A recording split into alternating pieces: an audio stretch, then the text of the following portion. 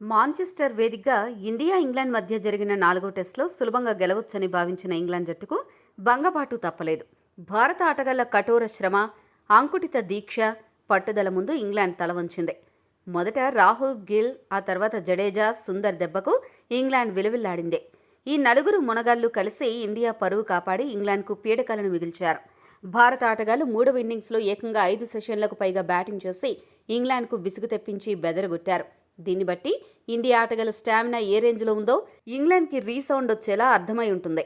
5వ రోజు ఆటలో మొదటి సెషన్ పూర్తయ్యే సమయానికే రాహుల్, గిల్ ఇద్దరూ అవుట్ అయ్యారు. దీంతో ఈ మ్యాచ్ గెలవబోతున్నామని ఇంగ్లాండ్ సంబరపడింది. కానీ ఆ సంబరాలను సైడ్ కాలువలో పడేసేలా జడేజా, సుందరమైన బ్యాటింగ్తో మ్యాచ్ను డ్రా చేశారు. చాలామంది ఆల్రౌండర్లు సుందర్, జడేజా ఏం బ్యాటింగ్ చేస్తారు, త్వరగా అవుట్ అయిపోతారు అని అనుకున్నారు. కానీ జడేజా జూలు విదిల్చిన సింహంలా, సుందర్ పంజా విసిరే పులిలా మైదానంలో ఇంగ్లాండ్ బౌలర్లపై తమ ప్రతాపం చూపి పరిగెత్తించారు. ఆర్చర్ ఆయాసపడేలా, స్టోక్స్ నీరసపడేలా, ఓక్స్ ఉలిక్కి పడేలా మిగిలిన ఇంగ్లాండ్ బౌలర్లు గుండెలు బాదుకునేలా బ్యాటింగ్ చేసి అదరగొట్టారు. మొత్తంగా ఇంగ్లాండ్ జట్టును బెంబేలెత్తించారు. ఈ మ్యాచ్లో గనక ఇండియా ఓడిపోయి సిరీస్ పోయి ఉంటే గంభీర్పై విమర్శల సునామీ కురిసేది.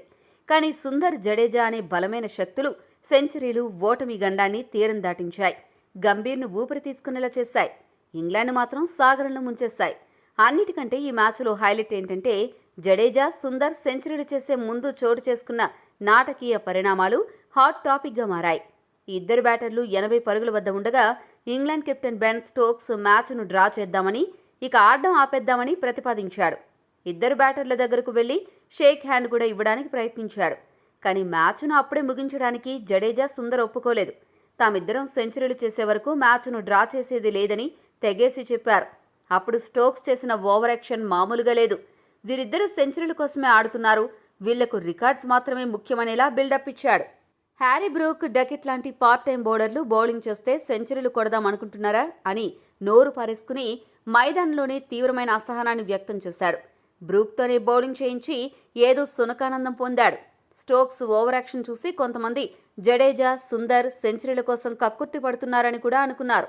కానీ అసలు కథ వేరే ఉంది. అదేంటంటే మేమిద్దరం సెంచరీలు చేయగలం, మేము చేశాం, మమ్మల్ని అవుట్ చేయడం ఇంగ్లాండ్ జట్టుకు చేత కాలేదు, ఇది మా సత్తా అని ఇంగ్లాండ్ బౌలర్ల ఆత్మస్థైర్యం దెబ్బతినేలా వ్యవహరించారు.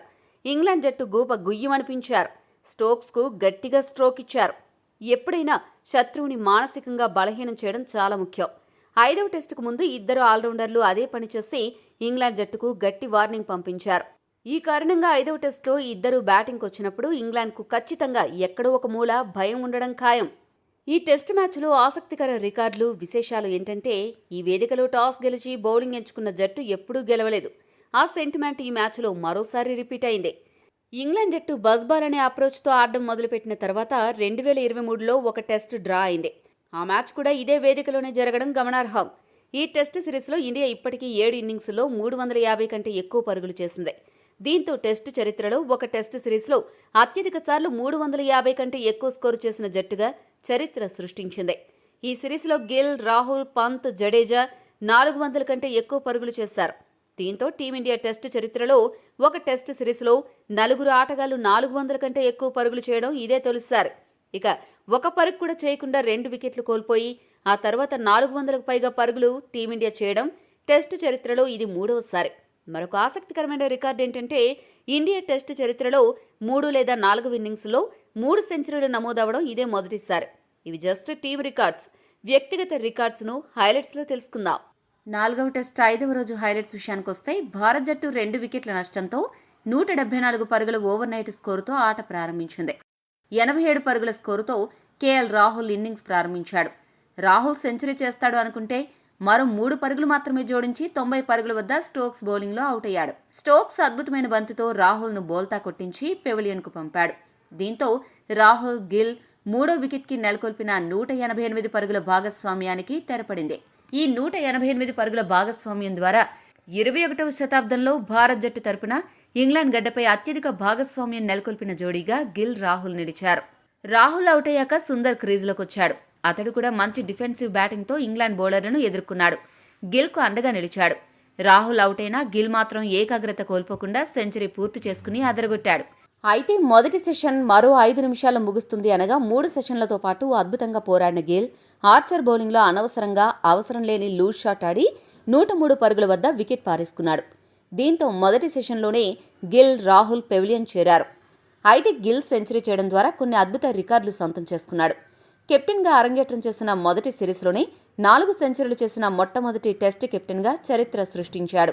అంతేకాకుండా ఒక టెస్ట్ సిరీస్లో అత్యధిక సెంచరీలు చేసిన కెప్టెన్స్ జాబితాలో గిల్ 4 సెంచరీలతో గవాస్కర్, బ్రాడ్మాన్ సరసన నిలిచి మొదటి స్థానాన్ని పంచుకున్నాడు.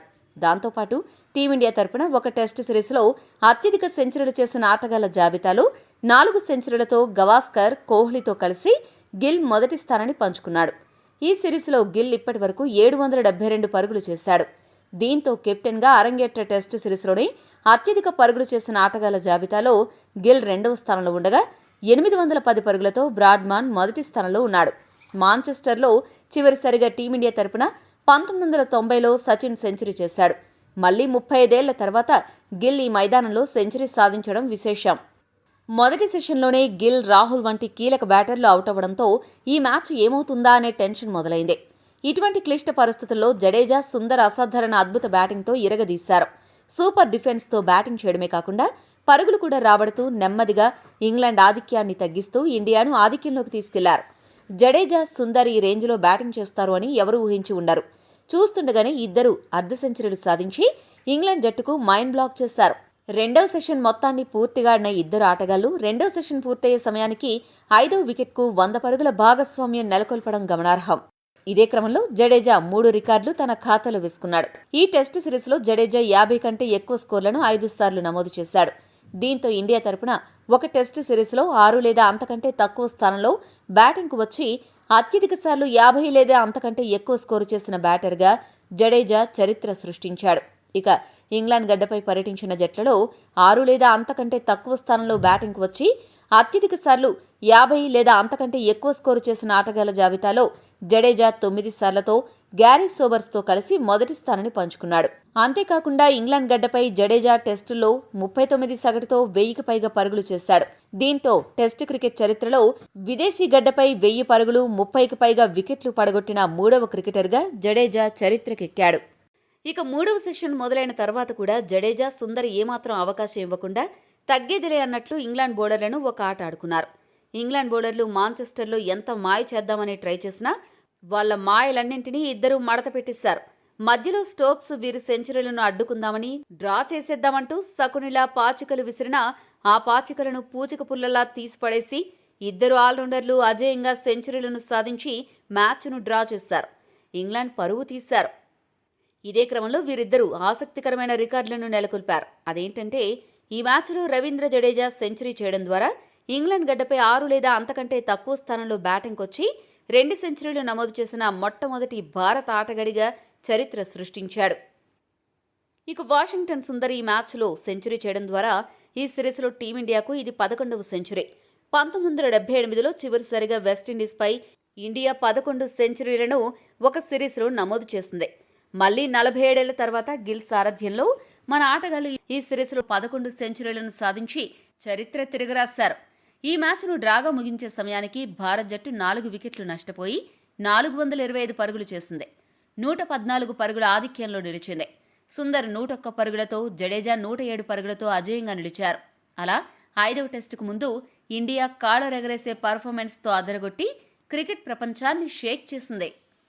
ఈ వీడియో మీకు నచ్చితే లైక్, షేర్, కామెంట్ చేయండి. మరిన్ని స్పోర్ట్స్ అప్డేట్స్ కోసం మా ఛానల్ను సబ్స్క్రైబ్ చేసుకోండి.